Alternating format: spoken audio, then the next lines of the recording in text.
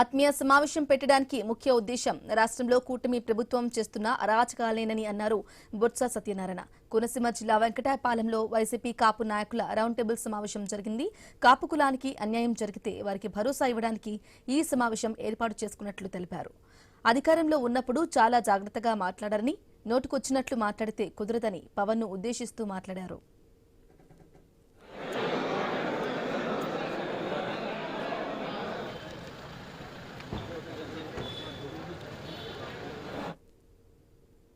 రాష్ట్రంలో ఉన్న కూటమి ప్రభుత్వంలో చేస్తున్న అరాచకాలు, కూటమి ప్రభుత్వం చేస్తున్న దుచ్చది, అందులో కాపు కులానికి సంబంధించి కాపోతలుగా బంధా ఉంటది, మున్నూరు కాపు, తూర్పు కాపు, మొత్తం ఈ కులాలు అందరూ సమైక్యంగా ఉన్న ఈ సంఘటనలో వాళ్ళ మీద చూపెడుతున్న వివక్షత, వాళ్ళ మీద చూపెడుతున్న ద్వేషం సంఘటనల పట్ల ఒక ధైర్యాన్ని కల్పించాలని ఈ రాష్ట్రంలో మారుమూలన ప్రతి వాడికి కూడా పర్వాలేదు, మా వాళ్ళు ఉన్నారు, పర్వాలేదు, మా అన్నున్నాడు, మా తమ్ముడు ఉన్నాడు, మా మామ ఉన్నాడు, మా తాత ఉన్నాడు అనే ఒక ధైర్యాన్ని ఇవ్వడానికి ఈ సమావేశాన్ని ఏర్పాటు చేస్తారు. ఎందుకంటే పరిస్థితులు ఉన్నాయి, చెప్పొచ్చు, అందరూ చాలా మంది పెద్దలు చెప్తున్నారు, వాళ్ళు ఇష్టారాజ్యంగా మాట్లాడుతున్నారు.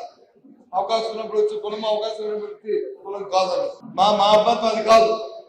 మా అమ్మాయి మీ అందరం కూడా ఇవాళ ఏకగ్రీవంగా కూడా ఈ కులంలో పుట్టాం కాబట్టే మాకు ఈ గౌరవం, ఈ కులంలో పెరిగాం కాబట్టి ఈ గౌరవం. ఈ రోజు మేము చేసే పదవులు ఉన్నాయంటే మమ్మ అది చూసే ఇచ్చింది. ఈ రాష్ట్రంలో ఉన్న కూటమి ప్రభుత్వంలో